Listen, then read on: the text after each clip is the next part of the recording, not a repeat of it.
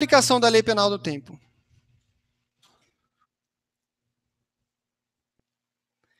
Vamos lá. A lei penal, a lei processual penal, desculpa, a lei processual penal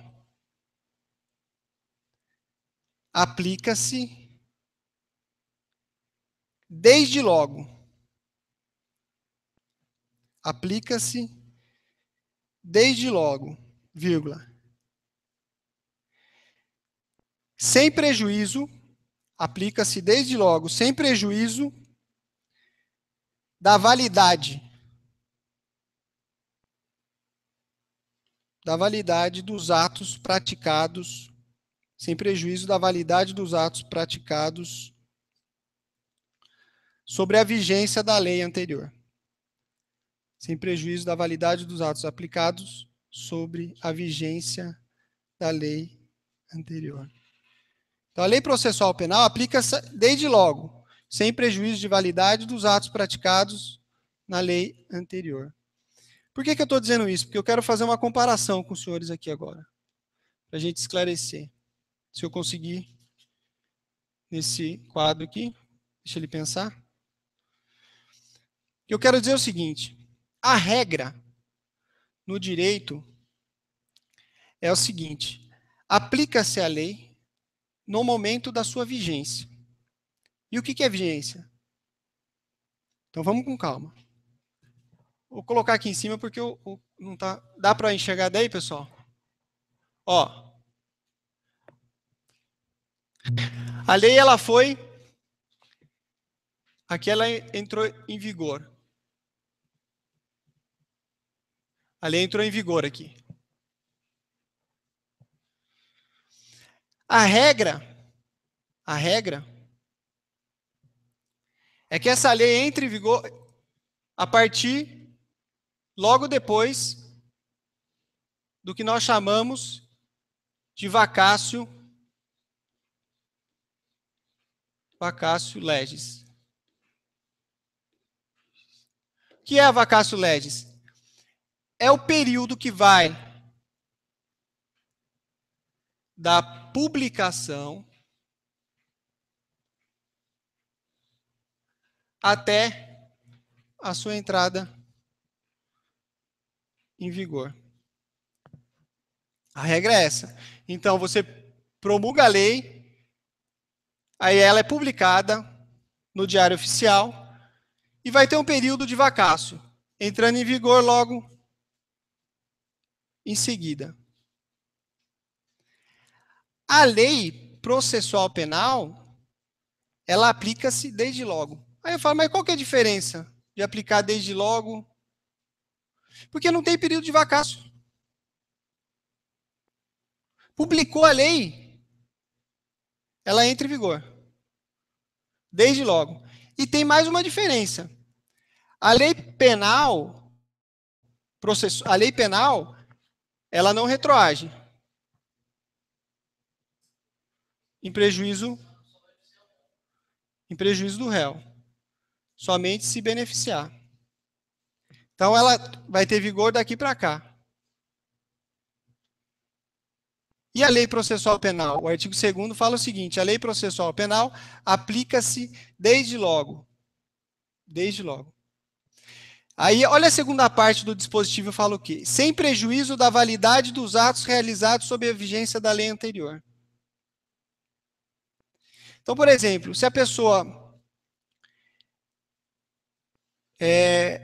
foi citada num processo, citação nós vamos estudar, aí o juiz marcou audiência de instrução e julgamento, e nessa audiência de instrução e julgamento, no procedimento ordinário, a gente vai ver todos esses procedimentos, realizou-se um interrogatório. Ponto. Realizou o interrogatório.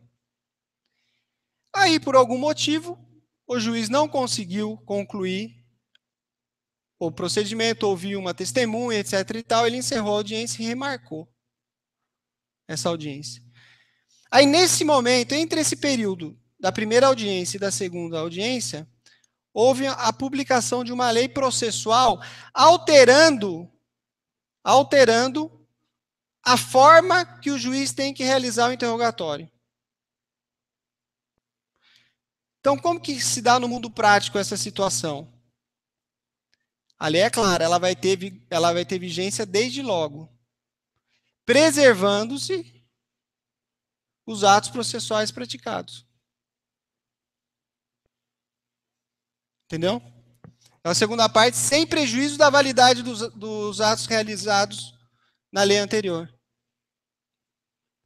Então, os atos praticados pelo juiz no processo, citação pessoal, a gente vai ver o que é citação pessoal, citação por edital, citação por hora certa, interrogatório, oitiva de testemunha.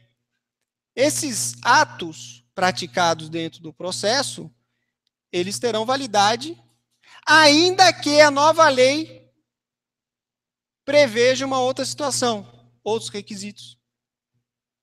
Então, por isso que a lei processual penal aplica-se desde logo. Aí eu pergunto, é sempre assim? Se fosse assim, seria fácil. Acontece que nós temos as exceções e temos que enfrentá-las. Bom, a primeira exceção, ela está no artigo 3º da Lei de Introdução ao Código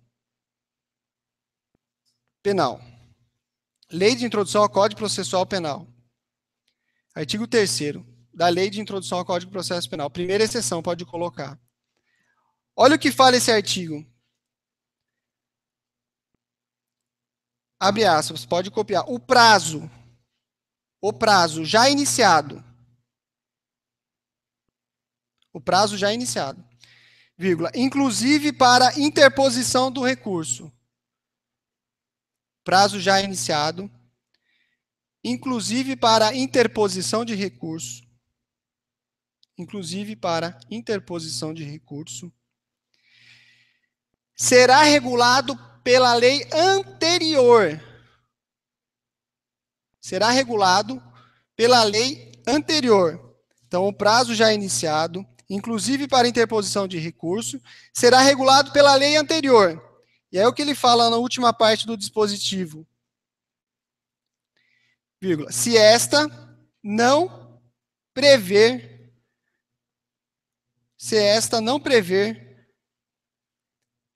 prazo menor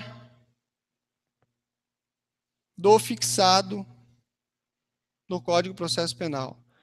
Se esta não prever prazo menor do fixado no Código de Processo Penal. Qual que é a situação? Vamos supor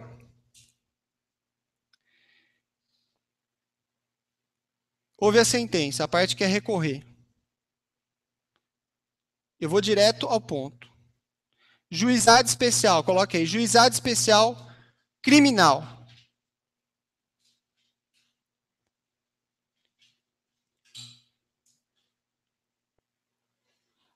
O prazo para apelação é de 10 dias.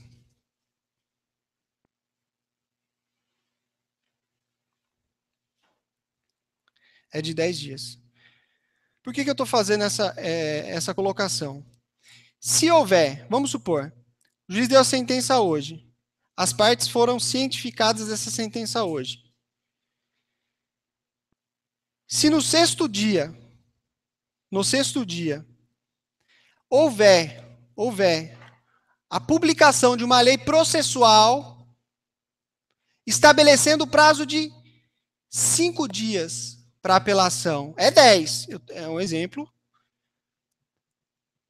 A parte já está no sexto dia. O que acontece? Aplica-se a lei anterior. Então, respeita-se o prazo da lei anterior. Então, se houver a publicação da lei estabelecendo o prazo de 5 dias para o recurso de apelação, e a parte já está no sexto dia da sentença, da notificação da sentença, ela perdeu o prazo. que a gente chama de recurso intempestivo. Perdeu o prazo para entrar com recurso de apelação, que no juizado são 10 dias. Da ciência da sentença. Então, nesse caso, a lei prevê expressamente o seguinte: a regra aplica-se desde logo, salvo se a lei prevê um prazo menor, uma situação menos favorável, mantém-se os atos já praticados. Mas se essa situação nova, eventualmente no caso de recurso, for aplicada e prejudicar a parte, aplica-se o prazo antigo. É uma questão de lógica também, né? Tem que tomar muito cuidado, porque normalmente eles trazem o examinador faz um problema mais ou menos desse que eu coloquei. E aí ele fala, não, aplica-se o prazo da nova lei. Diante do princípio do quê? Diante da aplicação imediata da lei processual penal. Entendeu? Ponto. Portanto, coloquem assim, o artigo 2º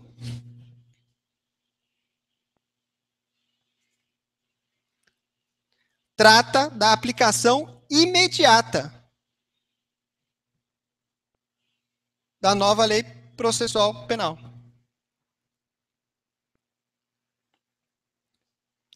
Vírgula, salvo a exceção indicada.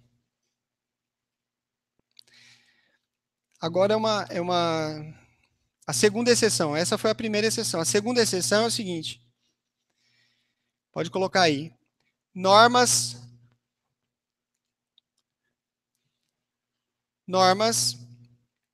processuais penais materiais. Normas processuais penais materiais. Então, o que é as normas processuais penais e materiais? São normas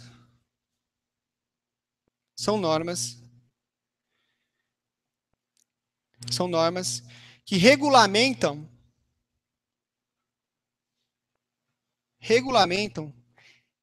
institutos jurídicos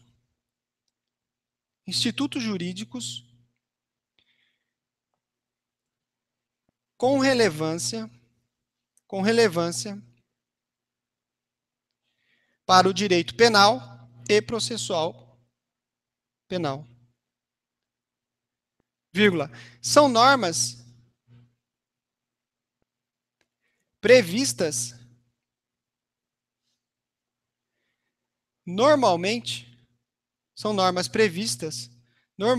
no Código Penal e no Código de Processo Penal. Exemplo de normas processuais penais materiais. Exemplo.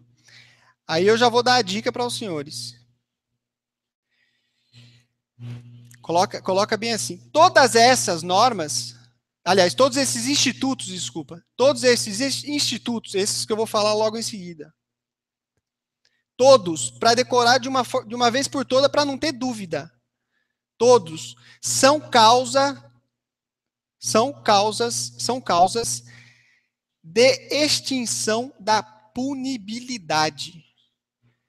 São causas de extinção da punibilidade. Por que eu estou dizendo isso? Eu nem falei os institutos ainda, que têm influência no direito penal e processo penal, portanto, são normas processuais penais materiais. Porque o examinador costuma pedir exatamente isso. É causa de extinção da antijuridicidade? Essas que eu vou passar, não, elas são causa de extinção da punibilidade. Punibilidade aí, né? Punibilidade. Causa de extinção da punibilidade. Vírgula, nos termos do artigo 107 do Código Penal. Nos termos do artigo 107 do Código Penal. Vírgula. Vamos a ela. Quais sejam?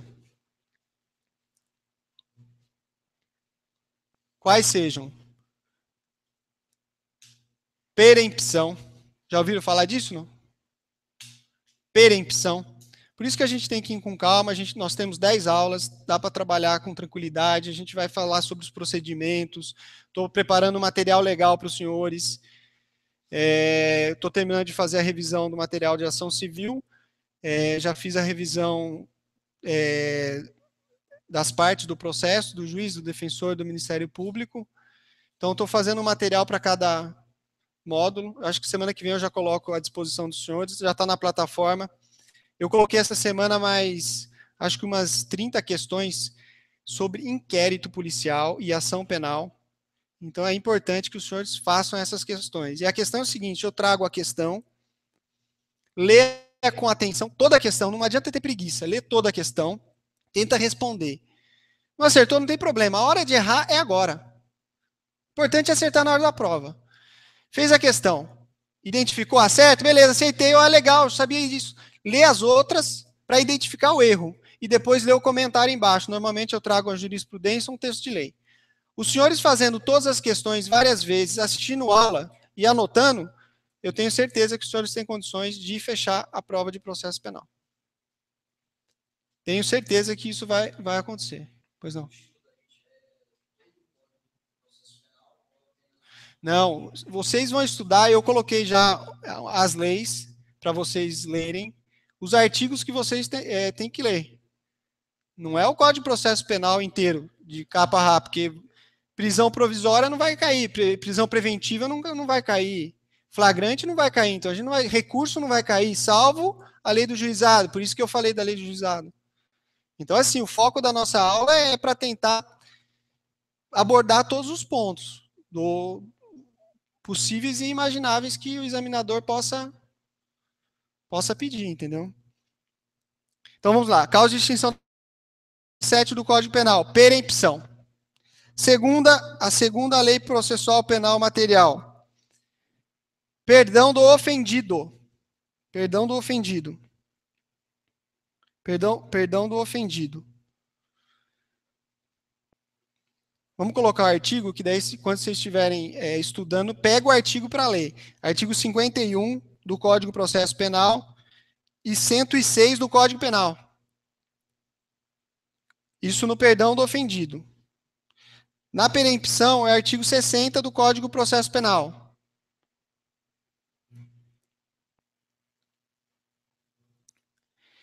A renúncia é o terceiro instituto jurídico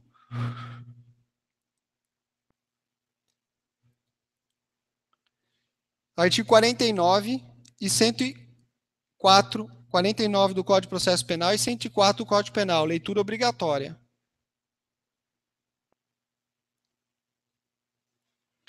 E a decadência. Artigo 38 do Código de Processo Penal e 103 do Código Penal. Por que eu estou falando? Por que é exceção?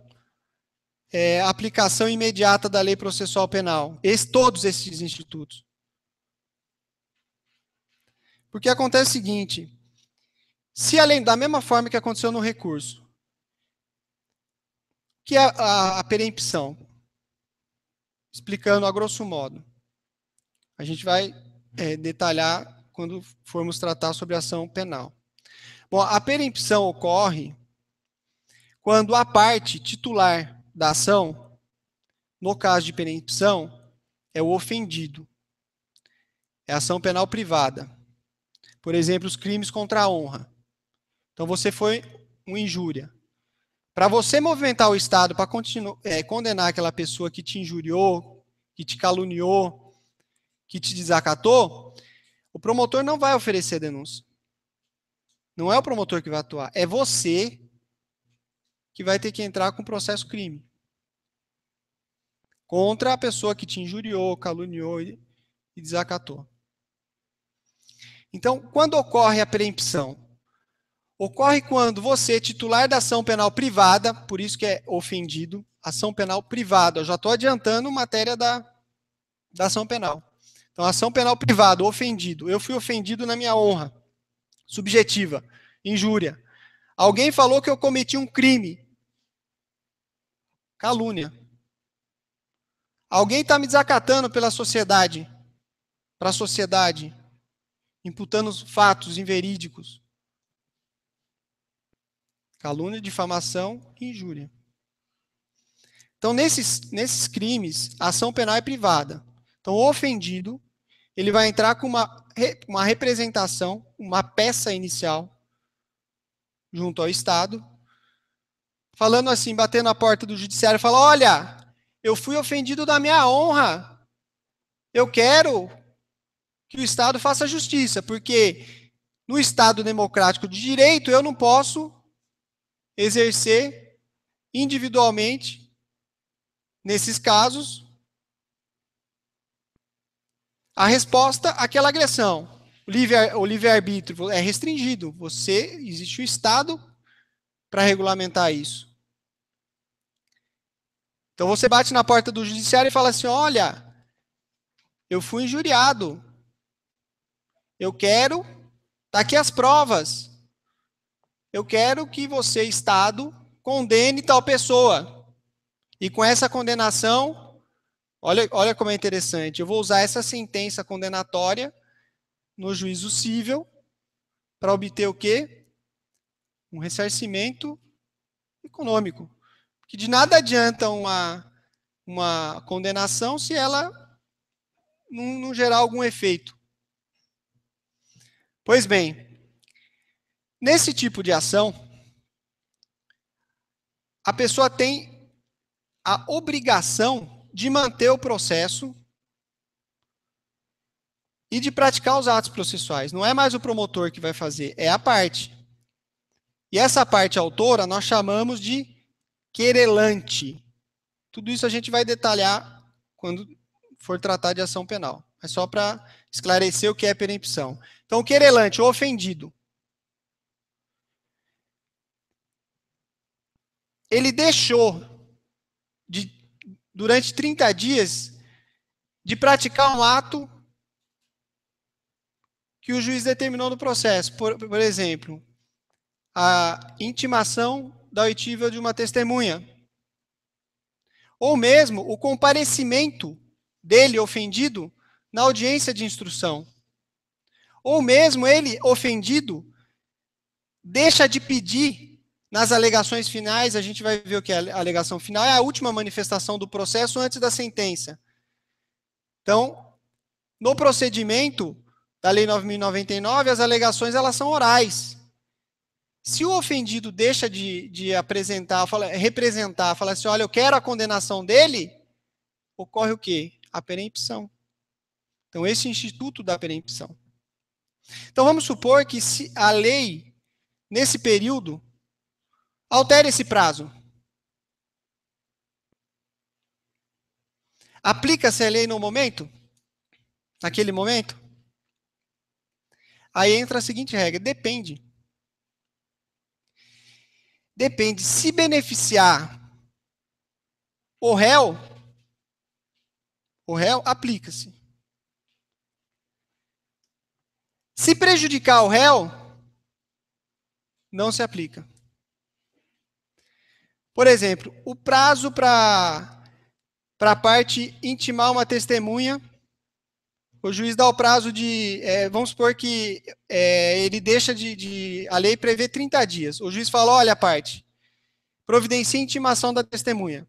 E a parte fica inerte. Deixa o processo lá, porque o processo, um cidadão de bem, é um peso. Se uma pessoa entrar com um processo crime contra a minha pessoa, eu vou ficar a pé da vida.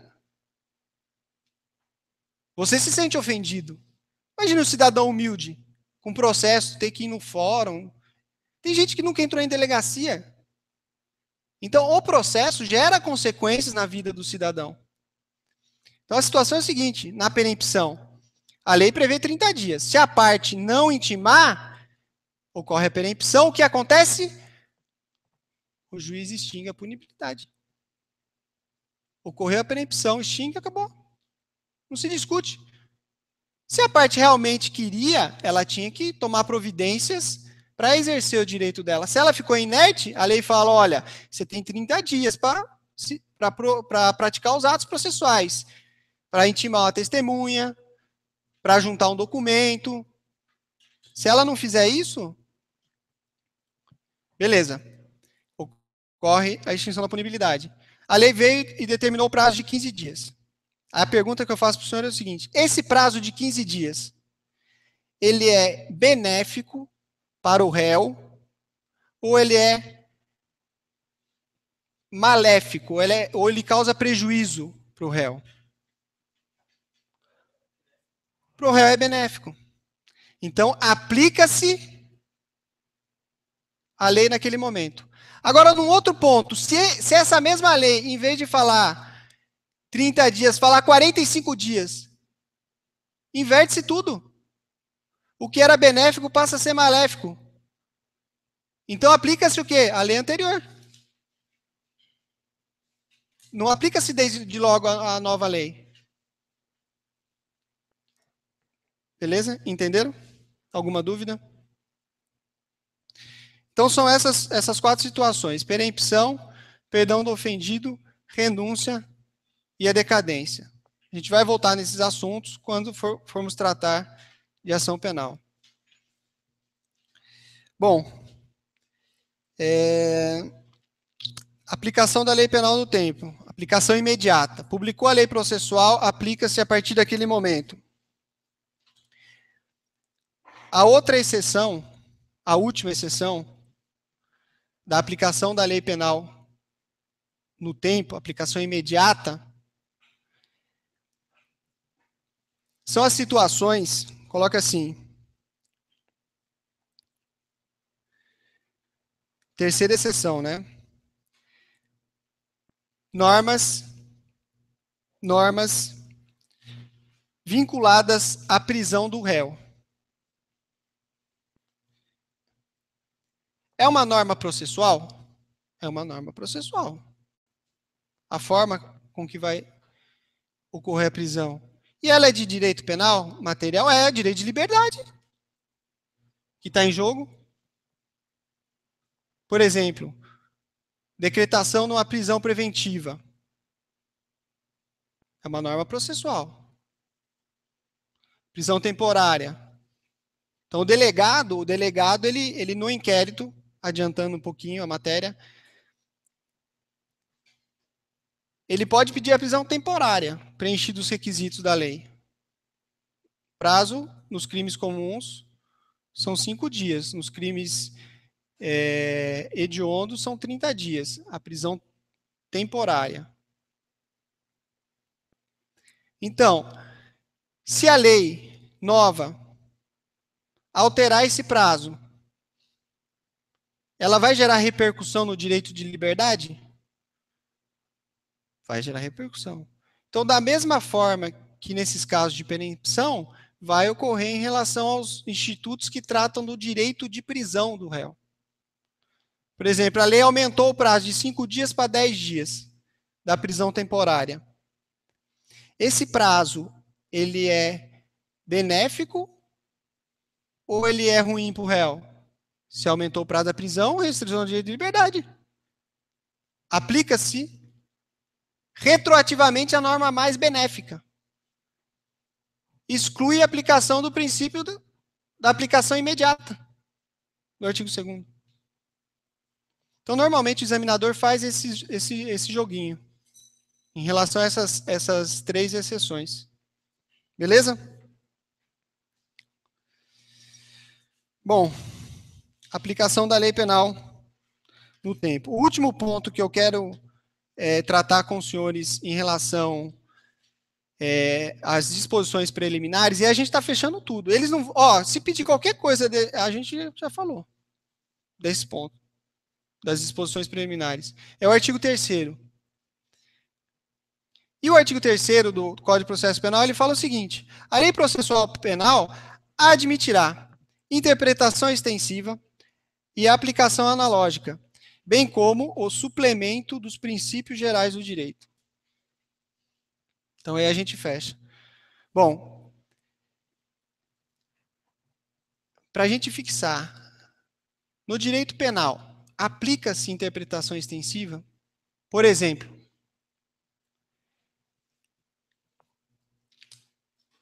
quando a lei prevê um crime, Ó, é proibido você furtar essa cadeira. A lei prevê um crime, descreveu um crime. Furtar esta cadeira. Posso furtar a mesa? Bem esdrúxulo esse exemplo. Pro direito penal, pode. Por quê? Porque a lei fala furtar a cadeira. Tá certo que a lei fala subtrair coisa alheia móvel. Então, é coisa alheia móvel? Subtraiu? Responde pelo crime. Então, a lei penal, por impor uma restrição ao direito de liberdade, ela não admite interpretação extensiva da norma, dos crimes, dos tipos penais. E a lei processual? A lei processual permite. Então vamos lá. A lei processual expressamente permite a interpretação extensiva. E quando ocorre a interpretação extensiva? Vírgula. Esta ocorre quando o legislador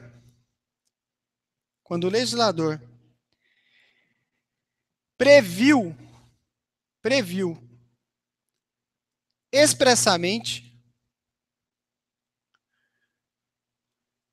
uma situação processual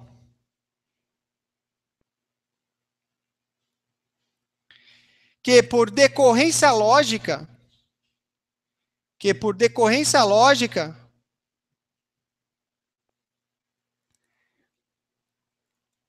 deve ser aplicada extensivamente. Vírgula. Por exemplo,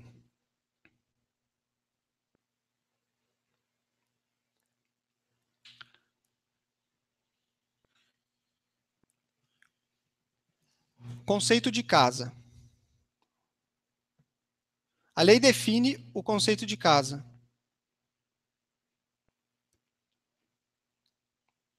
Definiu o que é casa. Essa norma que definiu, para fins de violação de domicílio, o conceito de casa, aplica-se a apartamento? Aplica-se. Aplica-se. Por quê? Porque o espírito da lei, olha isso, que a gente chama uns nomes loucos, né? A lei tem espírito. Então, o espírito da lei, o que o legislador queria quando ele fez a lei, era abranger domicílio. Conceito de casa, apartamento, aplica-se a norma extensivamente. Existe, ponto. A aplicação extensiva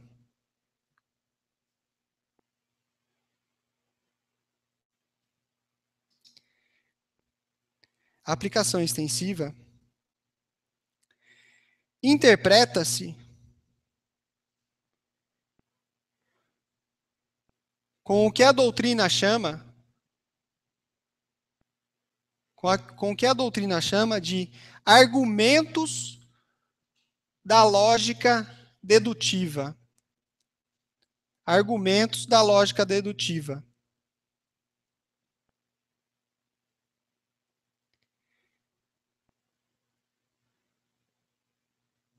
Em específico,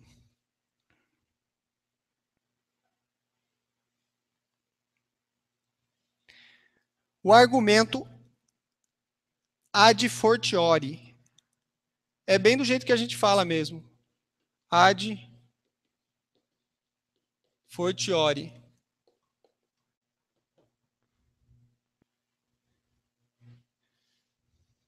Argumento ad fortiori.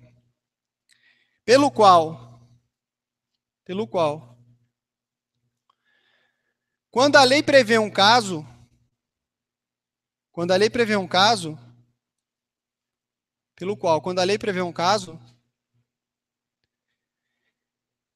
deve estendê-lo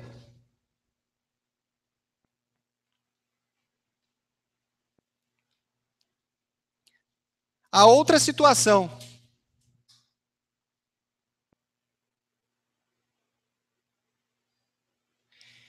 em que a razão da lei,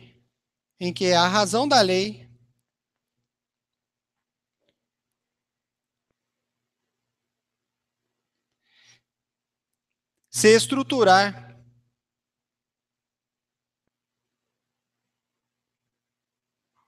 com os mesmos fundamentos. Então, se a razão da existência da lei for a mesma, você estende. Isso é interpretação extensiva. Por que é importante fazer essa distinção? Então, o espírito do legislador, quando ele previu a norma, ele já tinha a intenção de abranger aquele caso hipoteticamente não previsto. Então, violação de domicílio. Conceito de casa ele deu. Repartição não aberta ao público. Então, abrange casa, apartamento, kitnet, loft. Hoje em dia tem de tudo, né? Chácara. Violação de domicílio. Beleza. Então, aplica-se. Interpretação extensiva. E analogia? O que seria analogia? Então, vamos lá. Analogia é o seguinte.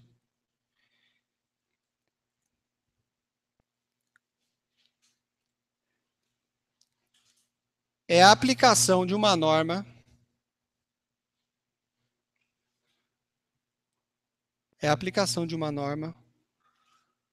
ou de um conjunto de normas.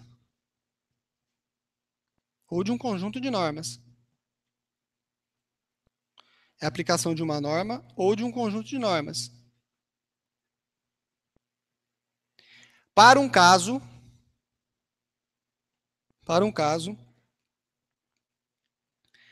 não previsto na lei. Não previsto na lei. E nem querido pelo legislador. Para conflitar mesmo com interpretação extensiva. Ou seja, na analogia, o legislador não queria prever aquela situação. Mas a situação fática permite ao juiz aplicar um conjunto de normas analogicamente. Olha, quando o legislador fez aquela lei, nem se imaginava.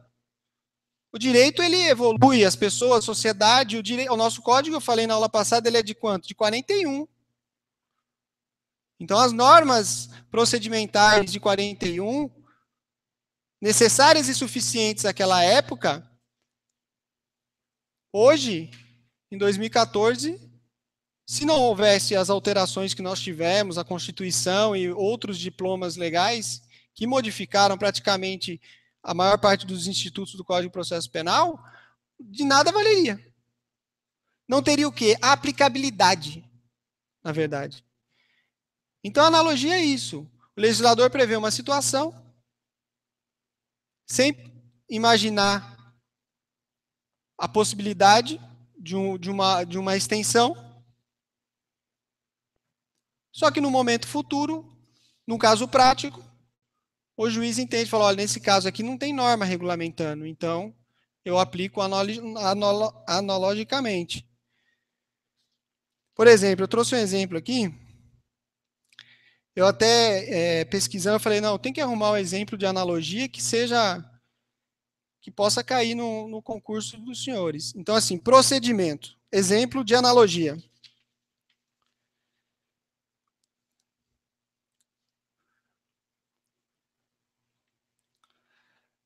No procedimento ordinário, pode anotar, no procedimento ordinário,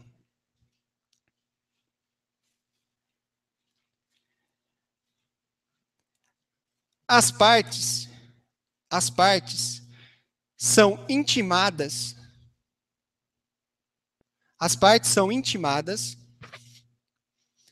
para apresentar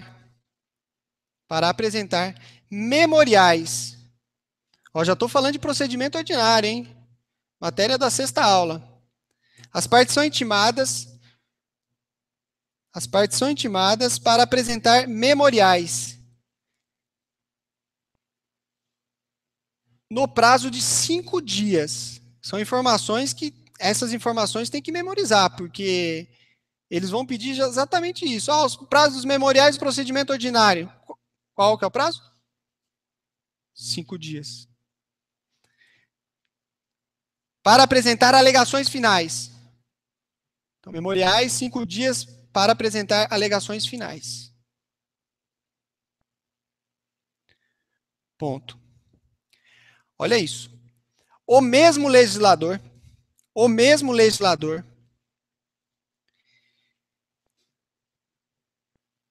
previu para o procedimento sumário,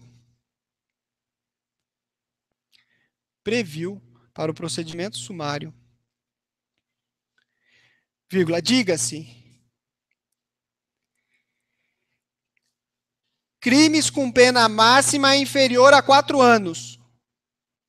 Então, falou de sumário, crime com pena máxima inferior a 4 anos.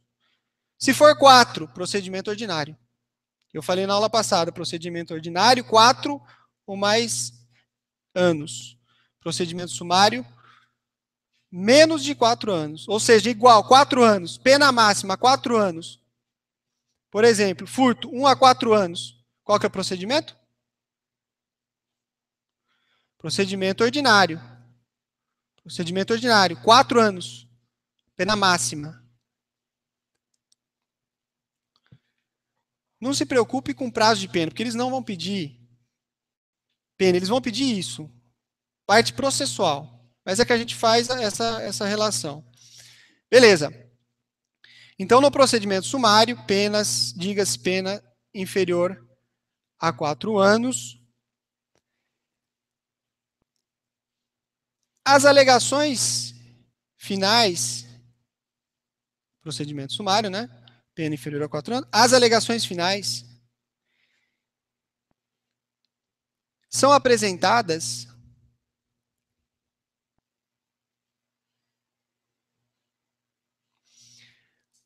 oralmente. São apresentadas oralmente.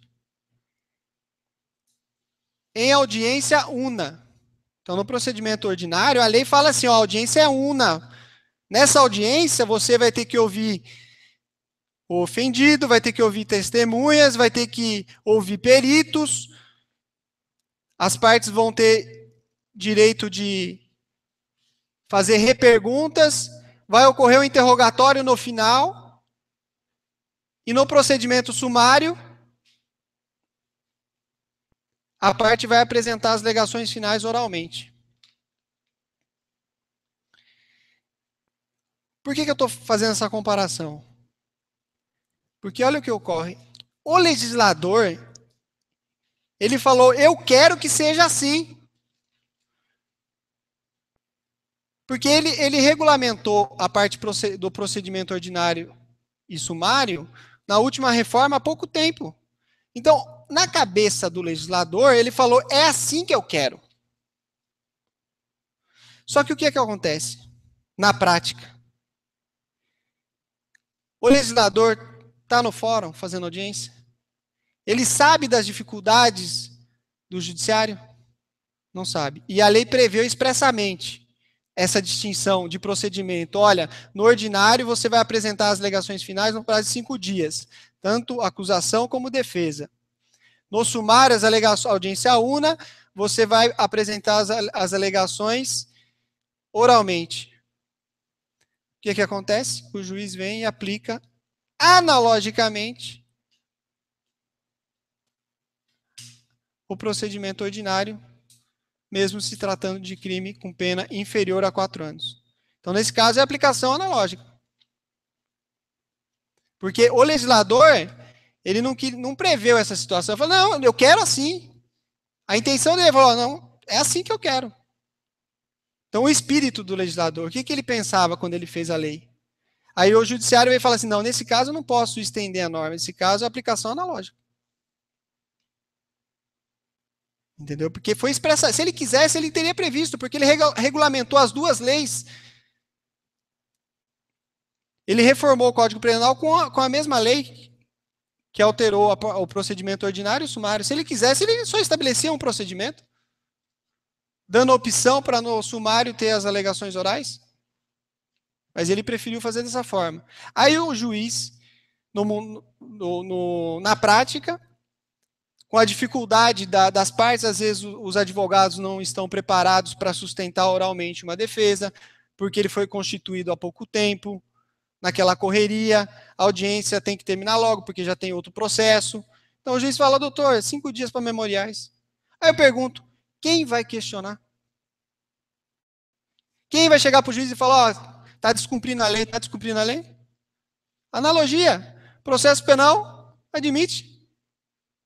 Ele não está descumprindo a lei, ele está efetivando o processo, está dando celeridade. Artigo 5º da Constituição 78, eu falei aula passada.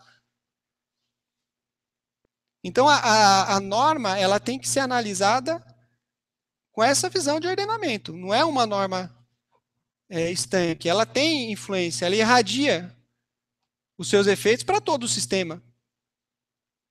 Entendeu? Beleza? Entenderam?